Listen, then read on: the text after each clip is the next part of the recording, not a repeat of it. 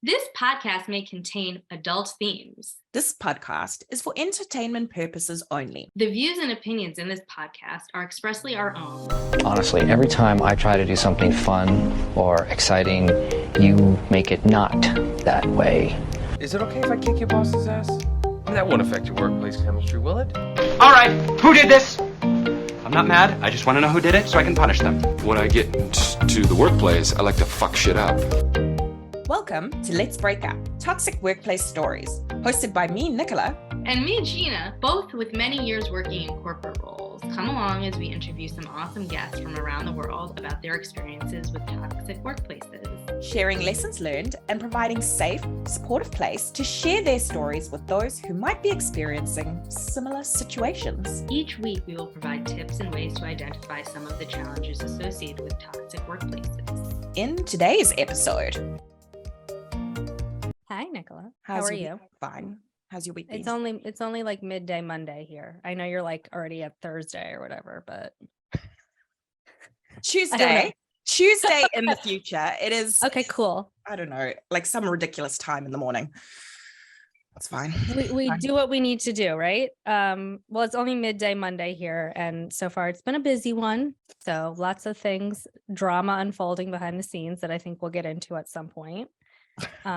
In a future episode, but love how I wake up and like there's always like so many Nicola texts and you're like, oh my god, this happened, oh my god, that happened, I have a surprise for you. It's like, who doesn't want to wake up like that? Well, I set up a web page and then sent her and I was like, I got a present. No, it's so cute too. How's your bikini drama going? Because that shit's like, I feel like terrible. Tayla and I are on the same page here. We're like, don't be doing that, bitch. Yeah, well, my competition's not till September, so it's a long haul process. She's only allowed like 2 calories a day and she has to do like all this weightlifting because she's doing a bikini competition. And I'm like, no, you're not seeing this body in a bikini. Getting into a bikini is my competition. Good one. The fight of getting into the bikini. That's getting everything where it needs to be. I just think like that I want to prove to myself that I can do it because I've always like worked out and been athletic. And now that I'm like old and have a child, I'm like, let's see what we can do here. Why not? I think that's epic. We'll see what happens. Okay, so I have absolutely, as usual, Nicola knows this about me. I have absolutely no idea what we're about to hear. I haven't looked at anything. You're lucky that I showed up on time.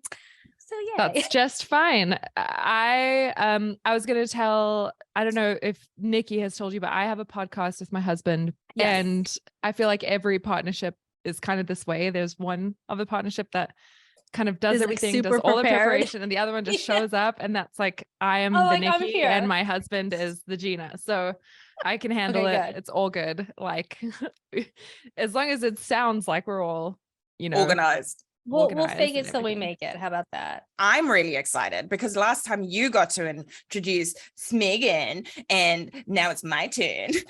I know. I'm really excited. Okay. You have someone special today. I do have someone special. I get my niece, Tayla. All right, so carry on. Who are we going to speak to today? We're talking to my niece, Tayla, who is over in Utah, and I got to hang out with her in December, which was pretty cool. It was. I remember that you were there. So cute. And she has got her own podcast as well. So I'm going to hand over to Tayla, and you can give us a slurb on who you are and what you do. Epic. So yeah, my name is Tayla. Ever since because I'm South African originally as well, when I moved to the States, I always had to like explain that my name is Tayla, like Kayla, but with a T, not Taylor, but with an accent. So that's just a weird name. I'm from South Africa originally, but I've lived in the States and in parts of Europe for a while now. Most of my background is in either international politics with human rights emphasis is kind of what I studied, but professionally, I've mostly worked in corporate training and in operations. And the toxic workplace we'll be talking about today is when I was the director of operations for you guys know this, like toxic workplaces are hugely very dramatic as it is. And so you're almost like, obviously it's important to talk about, and that's why we have podcasts like yours, but like how to do it in a way that avoids as much more drama as possible. Either way, so I'm trying to decide like how specific to be, but it was a small family business that I ran the operations for. Can but you right tell now, us like what yeah, go ahead. industry it was in? Was it like Yeah, so beauty, I would say it's furniture? alternative health. Okay. But a little more like high tech, so to speak. So it was like That's not really like a run of the mill type item.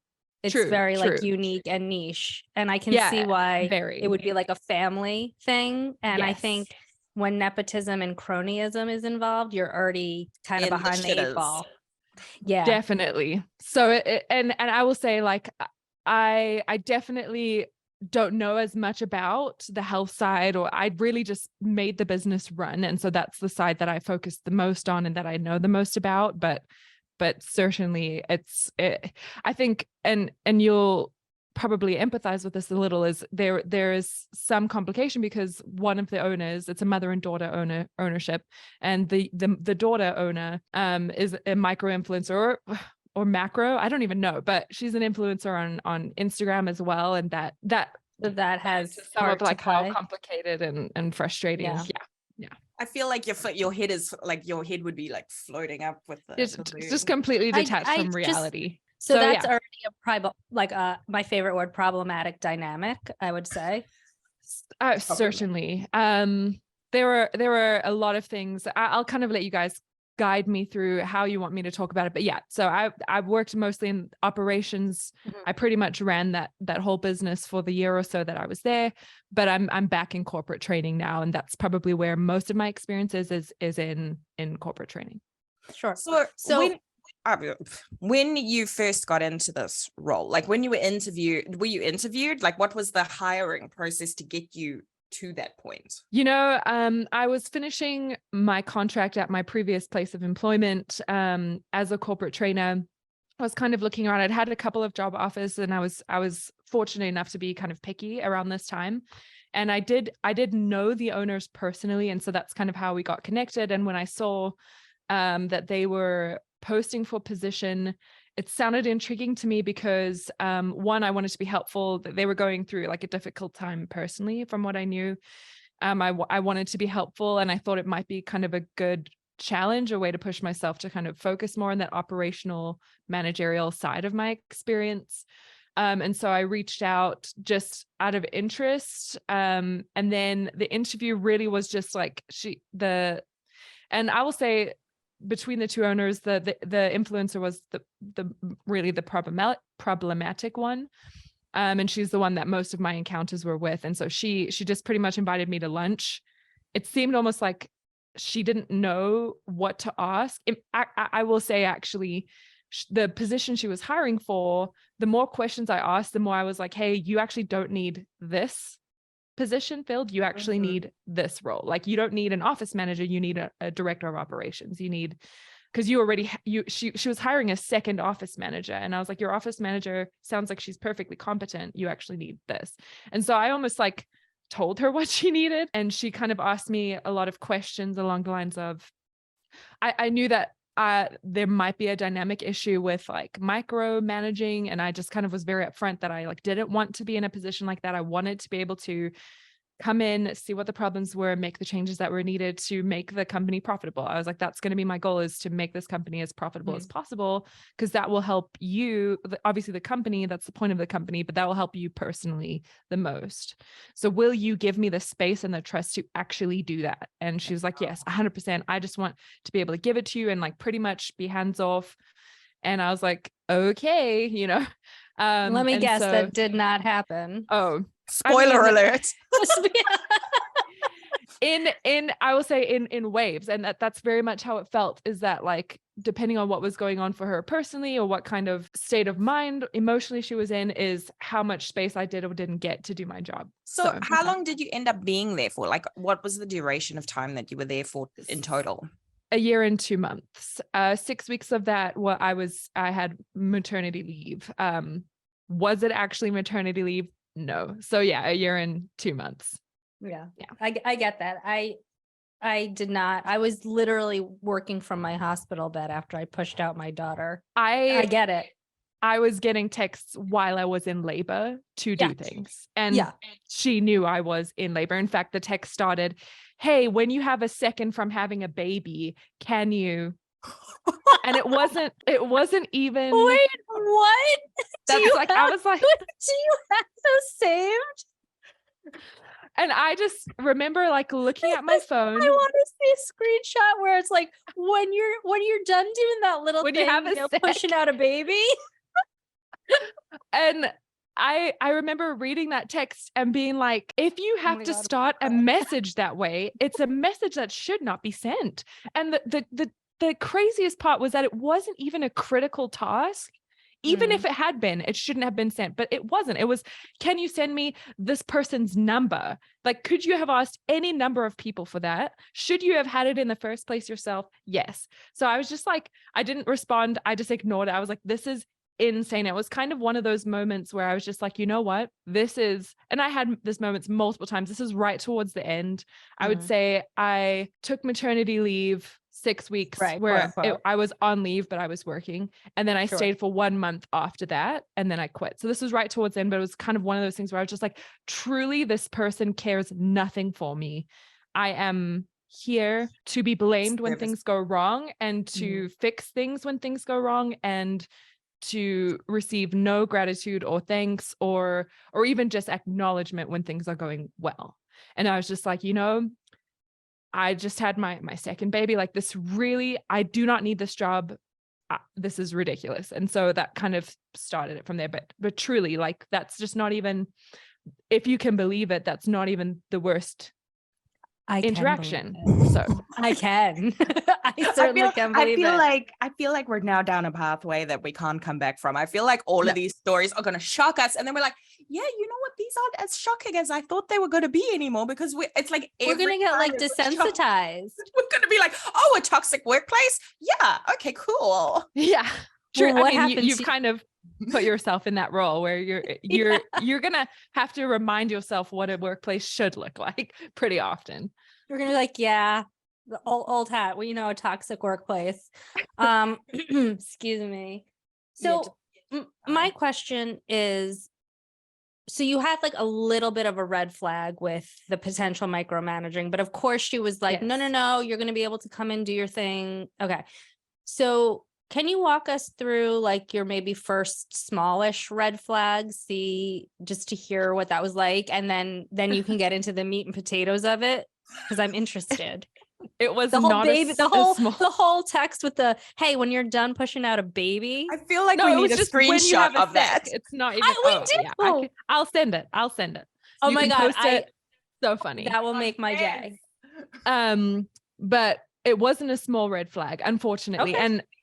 Again, I'm trying not to be disrespectful and just like throw, whether this person deserves it or not, just throw them under the bus. I feel like what the tragedy the family was enduring was very real, and I think kind of recognizable. So I won't say specifically what, but they were going through something personally that was really intense. And the red flag that I experienced, which I'll tell you about in a second, was a huge red flag. But I think because of what they were going through, I chose to ignore it or to chalk it up to that, if that makes sense. I get that, because you're like, well, I'm going to give them a break because it's a tough time or perhaps, whatever. Perhaps, exactly. All right, so what was the red flag? Yeah, so the owner decided to, and again, she just had no business sense whatsoever. Obviously, that's not something I knew quite how. No, you can't know till you're in it.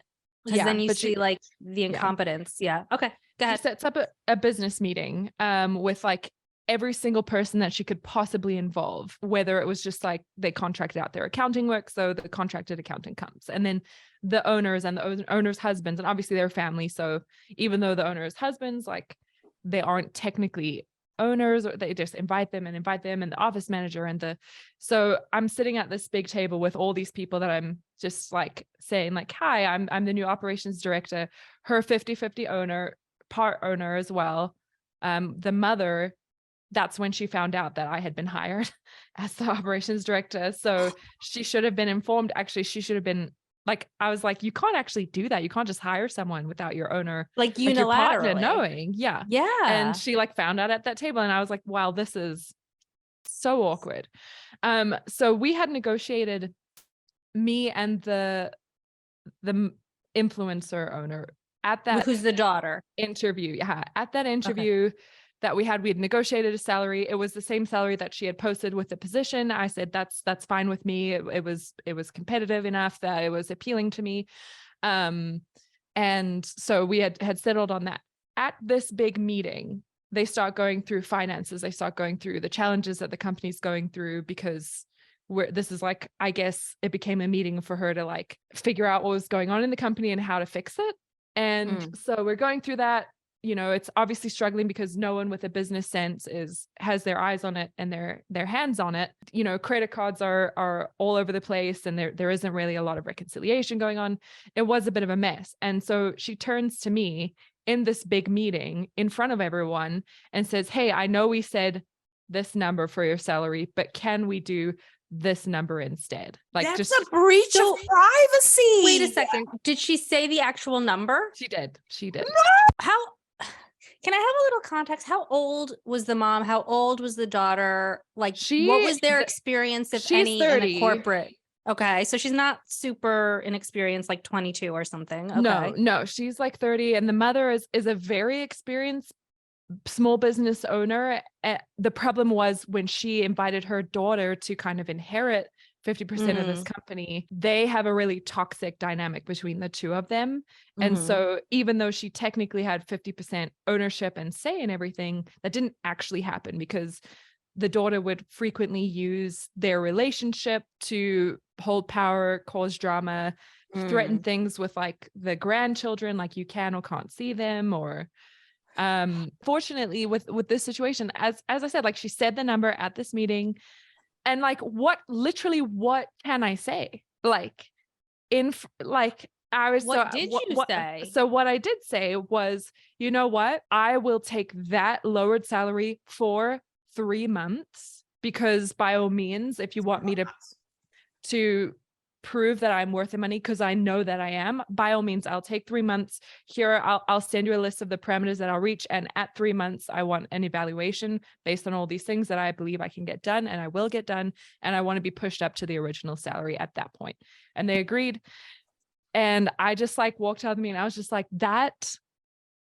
I was impressed with myself that I like didn't just be like, oh yeah, that's fine. Yeah. But at the same don't time, think I was had disgusted the at ability to myself do that I allowed that to happen as well, like a little bit. So it was just like, there wasn't really a way to recover from that very well. But at that evaluation as well, they were like, hey, I reached out. I was like, hey, it's been this time. Here's and it was this huge list of stuff I had accomplished and changed and improved about the company. Love that. And vibes. there was pushback by the younger owner, but the older owner said, if this is what was promised, because again, she wasn't involved, even though she should have been in any other decision. She's like, if you were promised that, we are going to do it. And so it did happen. But the wild thing is like they really opened themselves up to constantly be in a bad position, because I didn't have an employment contract with them, because the person in that role, which was me, didn't make one. And I very quickly, I was going to write one up for myself and like have them sign it. And very quickly I was like, no, I'm not going to do that. Yeah. Well, not only because of the conflict, but I was like, I don't want to be beholden to whatever they, would be in a normal contract. And so, but I made sure, and they didn't have like, where are the employment contracts for your employees? Like they just weren't anywhere. So I wrote them, I had them all signed. The damage I could have done to them personally and to the company was astronomical. The access to the banking, to everything. I could have been stealing money the whole time and no one would have even known. Fortunately, I did not. I would never, but I could have. I was like, you didn't. I don't even know how she knew I was qualified for the position. And again, it's fortunate that I was actually qualified to do what I was being paid to do. But I was just like, even if she went and hired my replacement, like, I just don't know how she's going to know if the person is qualified or not, or if the person would go ahead and steal this money. It was just a horrible situation. So the little red flags were huge, like pretty much immediately. This influencer who's now kind of half running this business, is like, do you feel that there were some toxic personality traits with that, where they're not doing checks and balances, they're not, improving their skills in business, they're not No, taking the time to understand the concept of business? certainly, I think that this person was very good and is very good at being a victim, in that whatever narrative she needs to share or push to get sympathy and to get people to help for free or for a little bit of money or for to save her, essentially, like that was a constant cycle. And I got suckered into that that's the reason I went there. That's the reason I stayed as long as I did, was to help save her, to help her in a very difficult situation. And I just know that the only way she stayed afloat is because she was constantly surrounding herself with people who did know what they were doing, who were smart, that had the qualifications, that would constantly get suckered into this narrative that she's a victim and she's just hard done by, and she's had the wrong people around her and she's been taken advantage of, and she needs someone to come in and help her and save her. And, just the right person hasn't come along yet. I would say that there's probably more of a high self-seeking and selfish behavior. So they're going I to would do agree what with that. benefits Selfish. them, and they're going to get upset or scared or have some kind of big reaction if it's going to take away something that they want or think that they can deserve, and they'll go to pretty much any length to get what it is that they want. I don't know if that makes them a narcissistic person, but I think that is a trait that we're seeing, like the self-seeking, selfish behavior to not always an extreme, but maybe more than average. Yeah, I would agree. And there were so many evidences that that's what was going on, was that so there were personal loans taken out by this company to start it, and it was a very high upfront cost for the kind of equipment they were doing and the training and the legal legwork or whatever. And when I came in and was taking a look at the finances, trying to figure it out, I was like, they have not made a payment towards these loans in a couple of years. And there's no interest being accrued. And I spoke to the owner. I was like, hey, like you need to be budgeting and making payments towards these loans every single month. And she's like, it's really normal for companies to have debt. And I was like, I am fully aware that it's normal for companies to take out loans. But that doesn't actually mean it's not normal. Yeah, I was going to say, it's not normal for companies to not pay towards those loans and to not pay them off and to not accrue interest and to just be like, well, as long as I get my money. What institution was she getting a loan from that didn't? Personal loans from her parents and her parents-in-law. Oh. Oh. I thought you meant like instead of doing like a business loan at a bank, like it would just be like me saying like I need like 50 grand for home improvements. No, a personal loan, meaning like person to person. Yeah. Okay. So that's why there was no interest, which I get. Yeah, that's why. But they took advantage of it. And I was like, just because you can get away with not paying these people because they are being kind and trying to help you doesn't mean you should. It's not a good business practice. You're going to be on the hook for this at some point, or you're going to screw over these people that are in your life. And she just would kind of like almost gaslight me as if I was the one that I didn't know what I was talking about. Well, clearly you don't. Yeah, certainly not. Why repay a debt? I mean, isn't that how we all are? We just don't pay things. And that's kind of, it goes back to that selfishness, right? Because very quickly I was like, hey, the amount of money that you are paying yourself every month is not sustainable with where the company is now and where it needs to be. Can you give us a range of how much they were paying themselves? So it was in the 5 figures a month. Okay. A month. Per month. Yeah. And high 5 figures or low 5 figures? Low 5 figures, like just into 5 figures. So it's like reasonable to an extent, but not at the costs that they were going through. Like they were just, there was like almost 100 grand in credit cards because no one was keeping their eyes on. I was like, who is responsible for checking this, paying statement balances? And it just wasn't happening. So I started to, I put parameters on like using the company card, what it could be used for, approval systems, paying it down. So that's just stupid debt to have as credit card debt because the interest rates. And I did so many things to just, I got that 100 grand debt down to like 10 grand within 3 months. And I just had that conversation where I was like, you just cannot be paying yourselves this amount right now. I think that I can get you back to that within this amount of months, but this is where the money is going to, that like I've cut costs as much as I can, but you can't, like, I can't find the money anywhere else. And so what ended up happening is the owners each halved what they were making at a huge fight. It was just like this whole thing of like, well, now we're making as much as you're making. And I was like, yeah, and I'm performing a service and getting compensated for that. It was just like weird, where I'm like, it's not my responsibility to be able to afford me. It's your responsibility to afford me. I like you that. know? I mean, so I own a small business, and the first thing that I did when we were having issues during COVID was I took myself off payroll. All of my contractors, all of my employees, they all get paid before me. I haven't had a salaried payment in over a year. And that's what I try to explain, is like, that's what you a are the healthy business owner. does. Yeah. Yes. You are not just a regular employee. And they weren't really working either. Like, they weren't actually bringing money into the company to justify that either. And again, when you're the business owner, like, that's the best part, is that like when the company wins, you win. But the problem is when the company doesn't, you are the one, and you're still wanting on to the hook win for that. Yeah. And so I like had that whole huge fight. It took like such convincing, like, it's almost like she just wouldn't believe me. I'd show her the numbers. She didn't really understand them. I would try and break it down as much as I could to explain, like, this is what will happen if you stay on this trajectory. Eventually the fight happened, and she's like, well, this is what we're doing. We'll do it for this many months. And then within 2 months, she came back and she's like, put me back. I don't care what you do. Put whatever you need to on credit cards, whatever, you're putting me back. The problem is she didn't also do that for her business partner. And so the business partner was still making half, and they knew that. And that was probably the mom who was making her half. mom. Yeah. And that obviously it's not even legal. Like, you if you are 50-50 owners, you have to have the same payout, because it wasn't technically a salary. It was like owner's draws, right? It's like but the problem is, right, the profit share should be equal. Yes.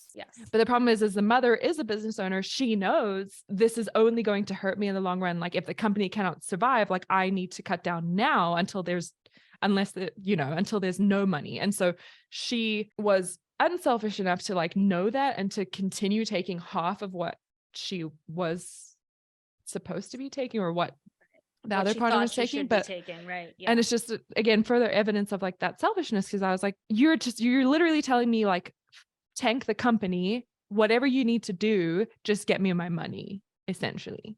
And I was just like, that is just not the way you run a business. And that's the problem, is she constantly expected me and the office manager and other management to act as if it was our company. If there's like a thing that goes wrong in the middle of the night, it was us that had to solve it. We are the ones that had to like show up at 6 o'clock in the morning for whatever thing. I mean, I'm like, but this is your business. When something needs to happen, like, it is on you to make it happen, because if your company wins, like, you win. That just is like, it sounds not normal to me, what you're describing. Like, certainly not. Like, can we just pause here for a second and remind people that if this podcast is something you enjoy, we would love to hear from you. You can find us on Instagram, LinkedIn, and YouTube at Let's Break Up Toxic Workplace Stories. Sharing and subscribing really helps us feel validated.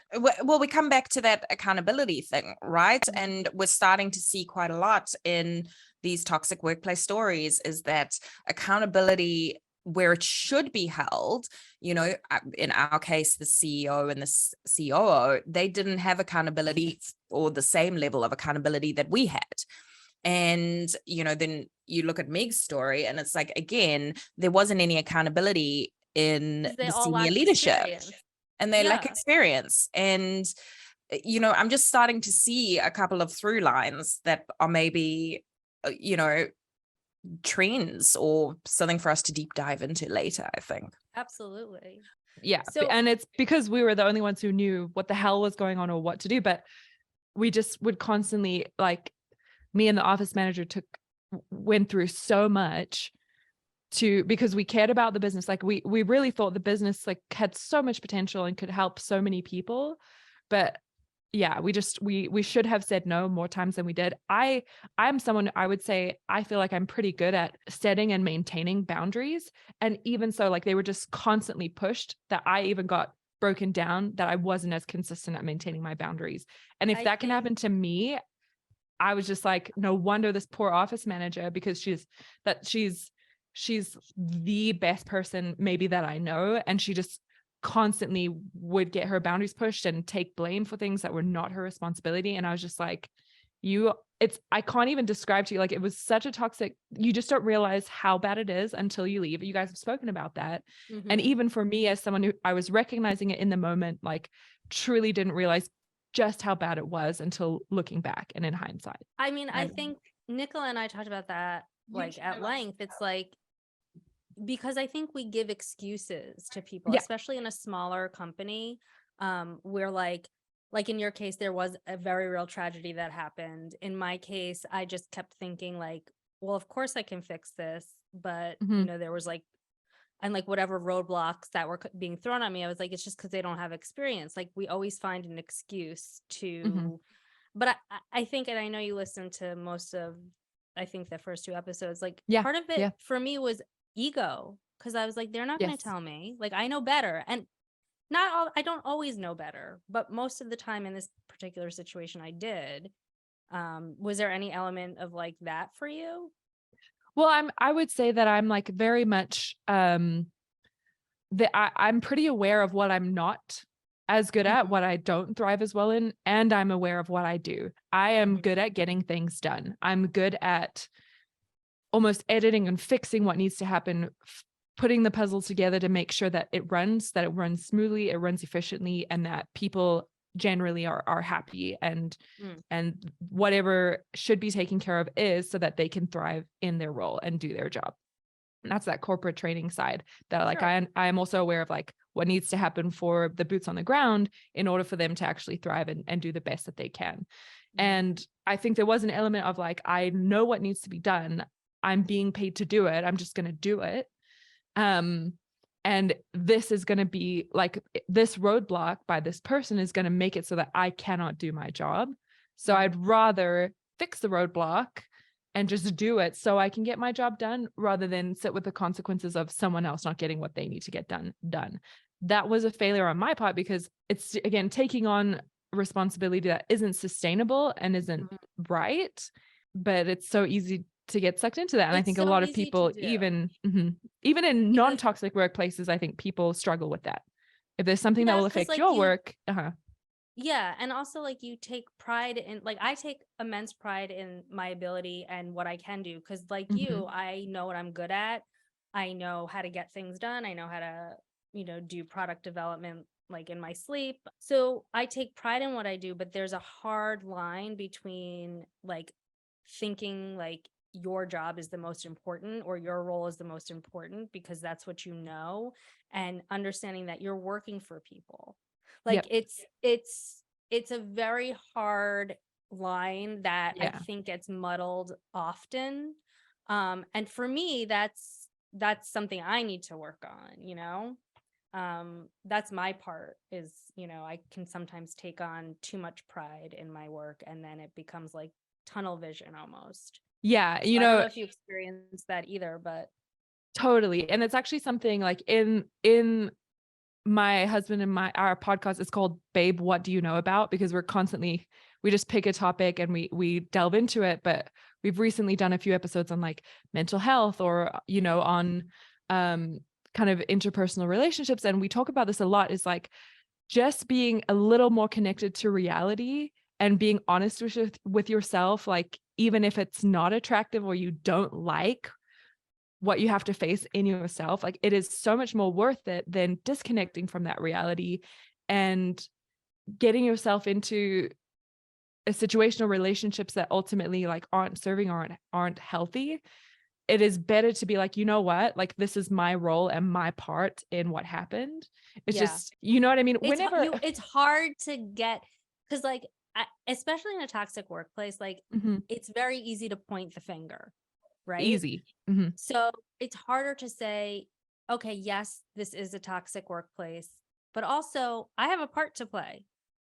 Why Yeah, did I I stay actually so long? I Like, actually why didn't I recognize listen that. to the red flags, you know? In your, Yeah. I don't remember if it was episode 1 or 2, you spoke about kind of your role in like the gossip culture. And I thought that was really cool that you recognized that in yourself and you're like, that's just not me, but I allowed it to be. And I will say that I kind of played into the same thing where I just was like so frustrated. Everything Mhm. just like boiled right to the top that I allowed it to get to You the point where engage it in spilled over. behavior. Yeah, that That's you just wouldn't not normally do. me. It's I not know. professional. And I talk about this with my husband. I think we maybe even did it in one of our episodes where I just like, have you ever played on like a sports team that's like you're really like a basketball team or whatever, like you're a really good team, and then you play a really crappy team, and for some reason, like you are not playing well, and you're like just like pulled right into their Water level, and you're like, seeks we its should level, be right? killing these people, but we are like, for whatever reason, we're playing like not our normal game. And that's kind of how it felt in this workplace. And I think a lot of people can feel that way. We're like, I should be like, this is my standard. This is my level. And for Mhm. whatever reason, like I'm just getting sucked in and allowing myself to get Yeah, sucked into But this I think level. it's like that's the whole corporate culture that each company creates, right? So if you're seeing the people that you're reporting to, playing the victim, Yeah. gossiping, it subconsciously and subtly tells you that's okay. We're Mhm. okay with that. So then you might start doing things that you wouldn't normally do. Mhm. In my instance, like I was gossiping about my frustrations to people who Mhm. should have been directly reporting to me, whereas you're probably gossiping with your coworkers, right? Which Mhm. you wouldn't normally do. So, it reminds me of the phrase water seeks its own level, Mhm. right? So it's Yeah, it's a great phrase. like if you're surrounded by that, there's another good saying. It's like if you sit in a barber shop long enough, you're gonna get a haircut. Yeah. So it's like all of that. It's like you're Truly. around it, it's gonna happen. So all right, so why don't we go into, so we have this big red flag with the whole salary thing, which Mhm. I would not have, I would have just been like, what? I was like actually Like, shocked. I was is like, that serious? I'd be like, oh, you're so funny. What a funny joke. Like, I don't know. Okay. So that happens. There's all this monetary stuff. Were they ever profitable, this company? that's the crazy thing is they brought in so much money, but the spending was so high and the debt was so high That they couldn't So ever be profitable. they should have been so profitable, but there was just such a deep hole to dig themselves out of that they wouldn't prioritize or do what they needed to do to dig themselves out of it. That So lack of understanding that you're gonna have to and take that's some like a backseat or sacrifices to get you where you want to go. Yeah. and that's why the office manager and I would talk about this all the time. We're like, this should be the best, most profitable, most interesting company out there with this demographic, and it's just subpar, like because you're just like on a boat, like filling the holes instead of actually like taking a second, like shutting down, fixing everything so that like, you know what I mean? It was just, Yeah. it should have made, and it made so much money, but it should have been profitable. It should have been able to keep up with whatever quality of life they'd had. The people they were paying should have been able to be compensated much more fairly, but because of terrible business decisions, it wasn't. It sounds like they're hemorrhaging money. They're making poor business decisions.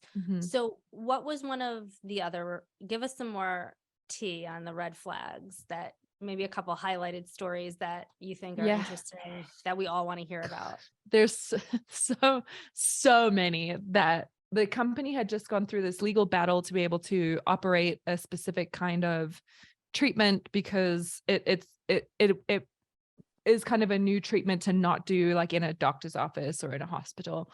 And so they had just gone through, signed after 2 or 3 years. I like took over at the end and got the deal signed with the government.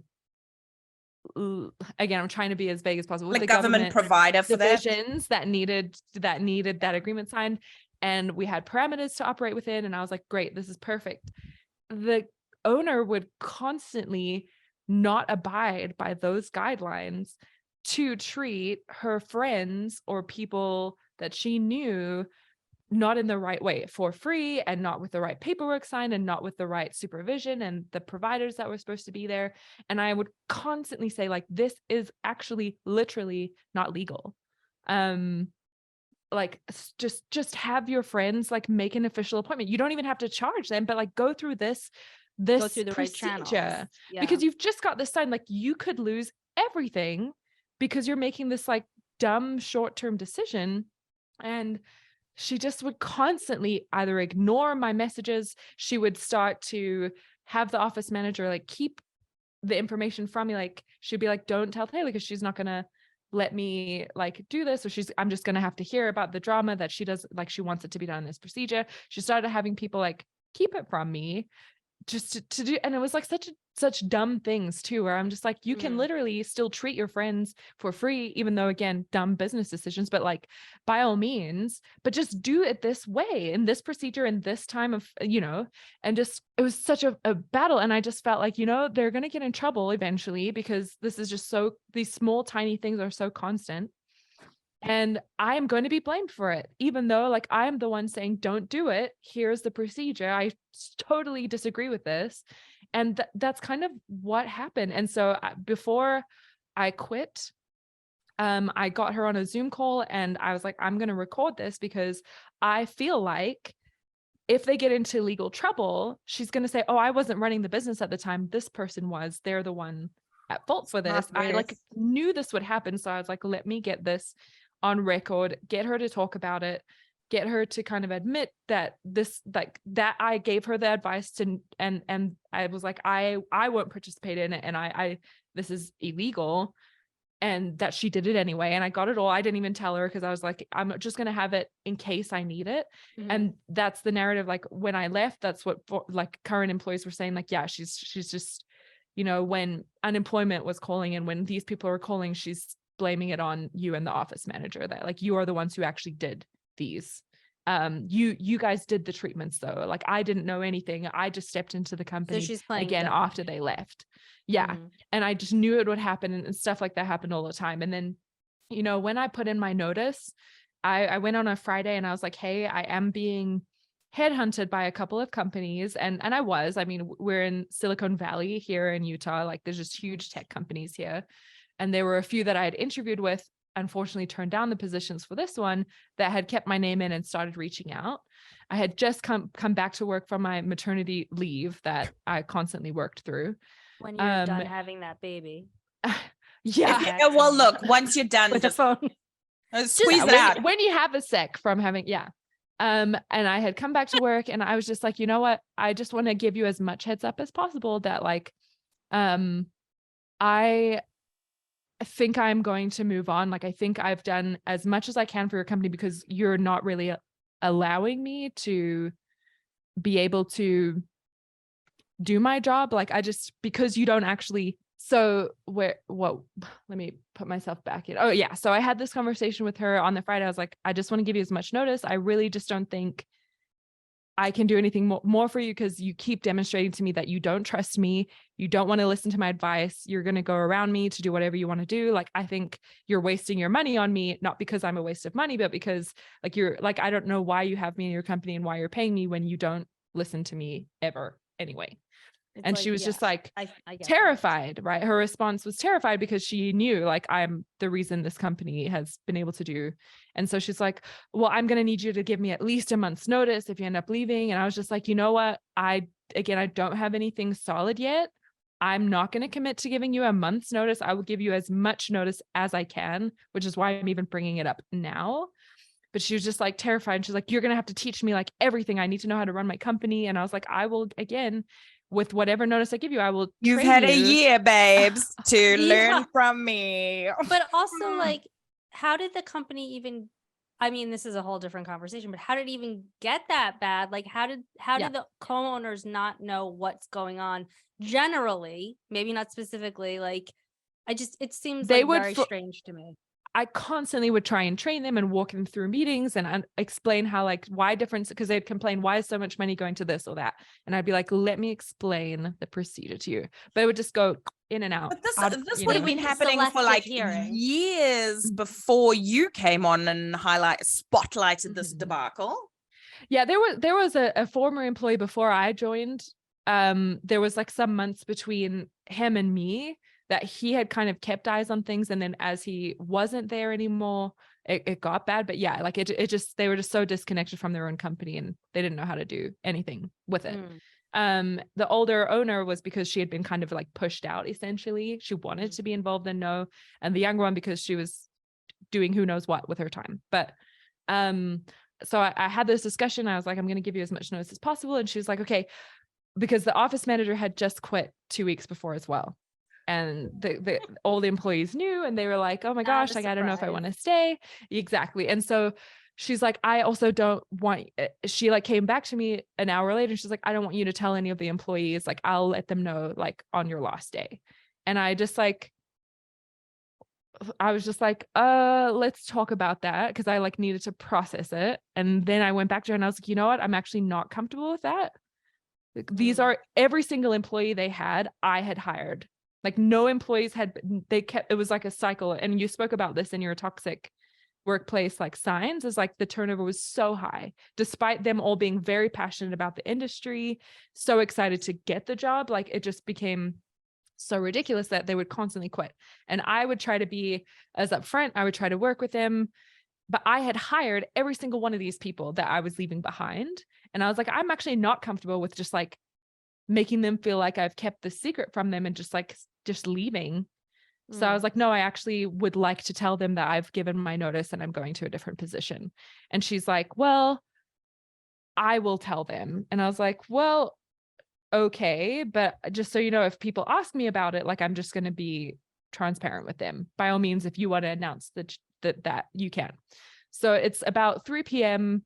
on the Monday, and she announces a work meeting very early in the morning the next day. And keep in mind, I have a 2-month-old baby and a 2.5-year-old baby. And I was just like, this is like less than 12 hours notice almost. Like, well, it was like 12 hours notice. I was like, I am not going to figure out childcare early in the morning to show up to a last minute meeting that I will watch the recording of Zoom afterwards. So I let her know, like, I'm not going to be there, but by all means, like, you can announce it there. Later in the day, I'm listening to this recording and I was just like, my jaw dropped, because in that meeting, she goes through this whole, and she's like crying in the meeting, and this whole narrative about how she's needed this time to like deal with this tragedy, and that 2 weeks ago, which again, we had discussed things on Friday, 2 weeks ago, she pulled me into her office and told me that she wanted to take over my job and be connected to her company again. And she wanted to step back in, and she's pretty much asked me to leave. And this whole narrative that was just literally a blatant lie that she's telling these people. But the problem is like, all of these people know that. So they're all just like listening to this crap. So they know she's lying.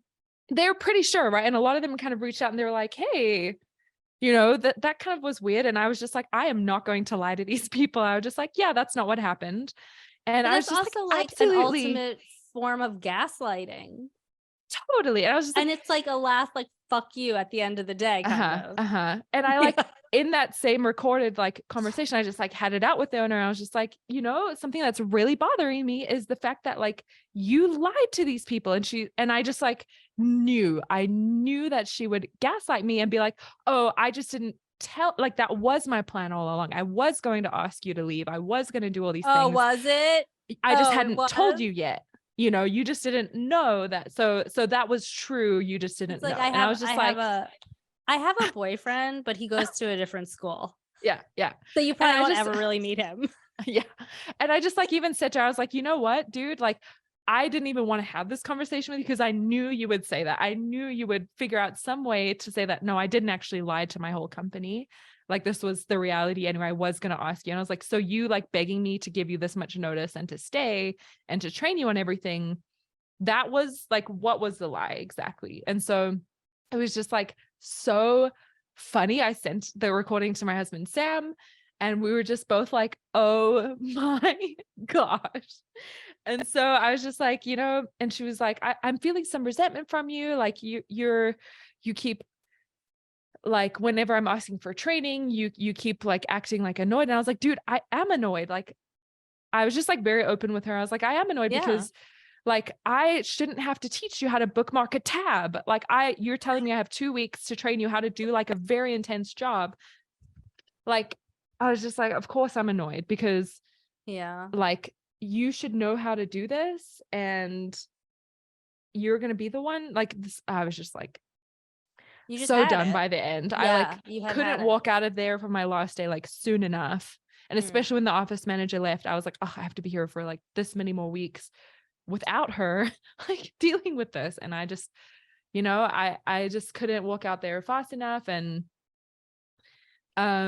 the person she got to replace the office manager was a former nanny of hers. What qualifications she had, I don't know, but I was just like, Sounds dude, like none. I think she was just so manic that like whoever put Yeah. themselves in, and this former nanny totally had the exact same suckered into it. It was like, oh, I'm just, and I think she was a pretty capable person, and she had that mentality of like, she just hasn't had the right help. Like, I can come in and fix it. I'm the one who, and I tried to be as upfront with her as possible and be like, yeah, I felt the same way, but good luck. Mm. And guess what?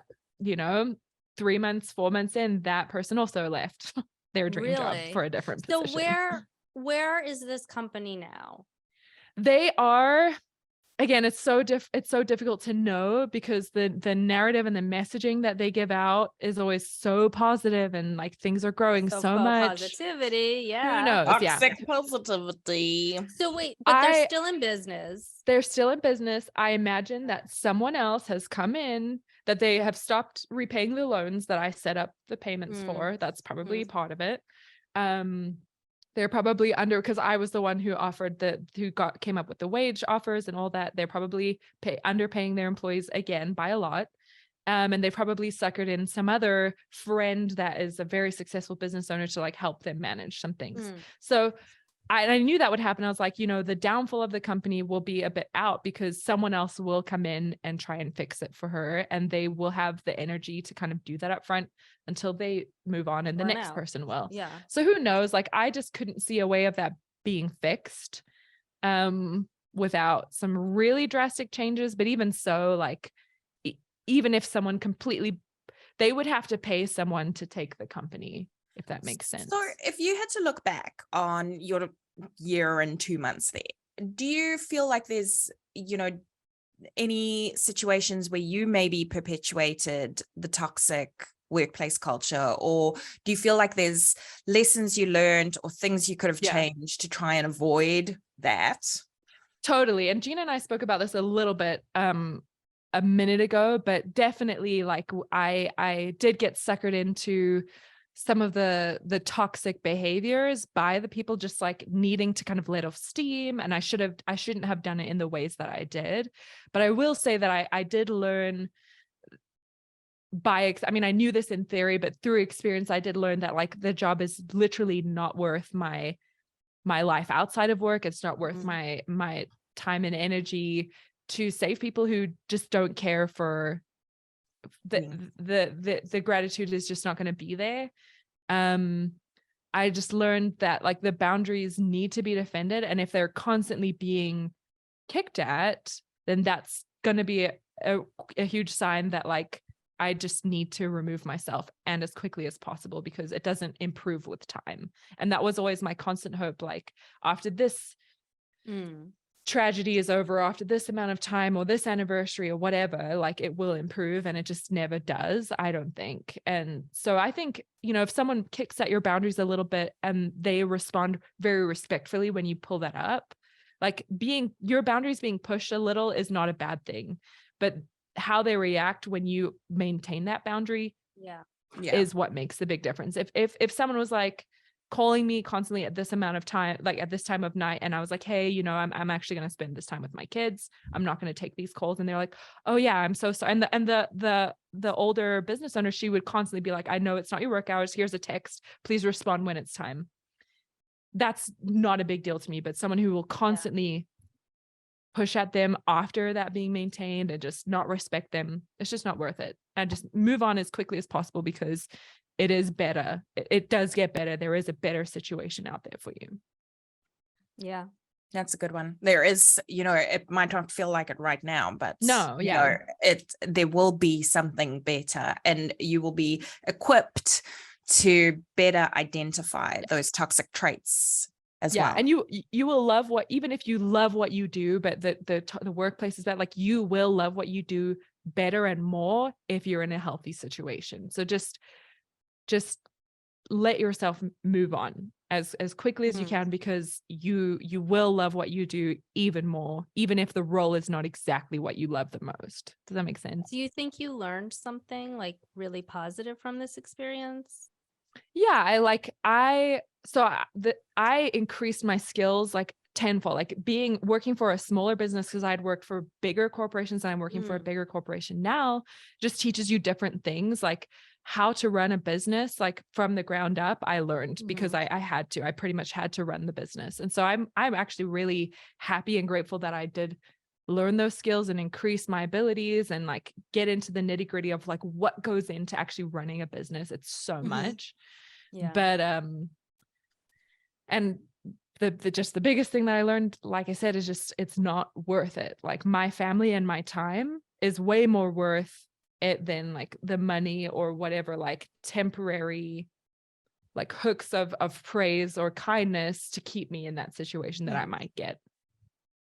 So, I mean, I think that's something that we sometimes overlook, that out of every what we think is a terrible situation, there is something good that comes out of it. Sometimes it's harder to spot it, but eventually you do get to that point where you're like, okay, so, you know, I'm glad that happened for X, Y, and Z reason. I get that. I'm not glad it happened, but I'm not going to let it be only a negative thing. You know what I mean? Like I have, and I will continue to have learned from that the hard way, but I have learned from it, if that makes sense. Yeah, it does. Well, thanks for sharing your story. It was It's a bit of a roller coaster.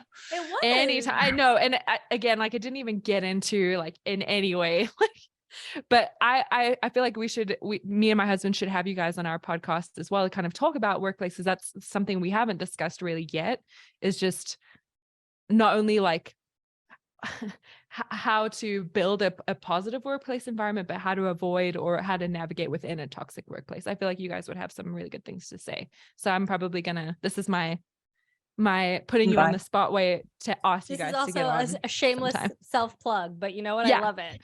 literally get on our, because we just would have so much fun talking with you guys. I just love listening to the podcast. I love how transparent you guys are. Like I'm a fan already. Like I'm subscribed. I've left a rating. Like you guys are great. So I'm happy you have it. And it was good having you. So thank you so much. And we really appreciate it. And I think I'm sure it will too. I mean, you get someone into an environment where they're talking about this crazy stuff and like, it's like therapy. You just got to get it out. Yeah, I know. We could probably talk for like hours. See you later. Like anytime anyone listens to the original like recording of when I had laryngitis, they're like, what?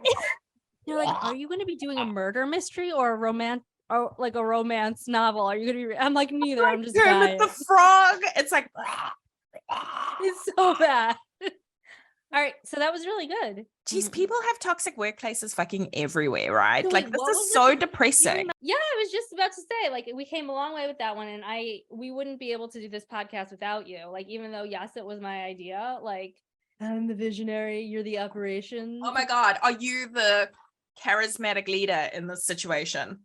No, I just had a good idea. That's it. The charismatic leader of Toxic Workplace Podcasts. Which is actually secretly a cult. Yeah, no. Well, a cult of two. I don't know. I know. A cult of two people. A cult of two people just, talking about cults. Yeah. Well, you do love a good cult, Nicola. All right, so... Thank you for joining us today. If you would like to share your story, we would love to hear from you. Also, leaving a review helps us create more content because it shows us there's an interest in this topic. For those of our listeners who do better with reading, we have closed caption available on YouTube. See you next week, same time and same place.